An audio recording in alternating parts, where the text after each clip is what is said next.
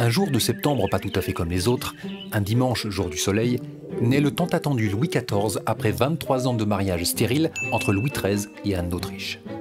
Il endosse le costume de roi seulement 4 ans et demi plus tard à la mort de son père, puis sort vainqueur de 3 maladies mortelles avant ses 20 ans, renforçant le mythe d'un roi béni des dieux. Véritable force de la nature, ne craignant ni le froid, ni le chaud, ni la pluie, ni la grêle, il dira d'ailleurs à sa mort « Pourquoi pleurez-vous? Est-ce que vous m'avez cru immortel ?»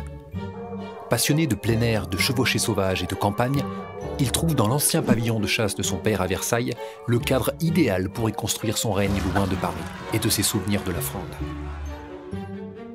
À 44 ans, il s'installe enfin dans un palais toujours en chantier et qui ne cessera de l'être jusqu'à la fin de sa vie.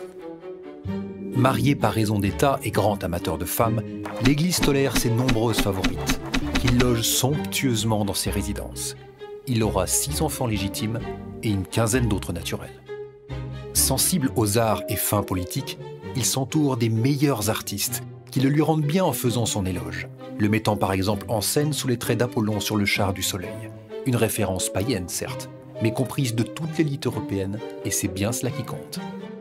Louis XIV pousse à l'extrême l'incarnation de la monarchie française. Nous nous devons tout entier au public, confiera-t-il.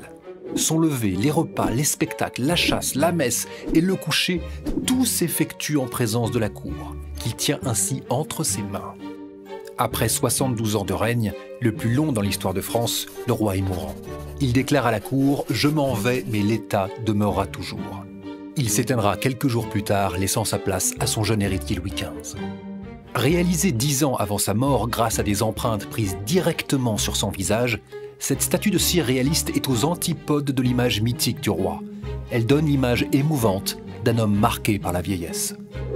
À son héritier Louis XV, il laisse une dette de 600 millions de livres, une France au bord de la faillite, certes, mais aussi un pays plus puissant que jamais. Le règne du Louis XIV a tellement marqué la France que son héritage reste toujours aussi présent 3 siècles après sa mort. La centralisation du pouvoir, les frontières du pays, l'industrie du luxe, le développement des arts et des sciences. Et bien sûr, un château écrin de l'art de vivre à la française. Versailles.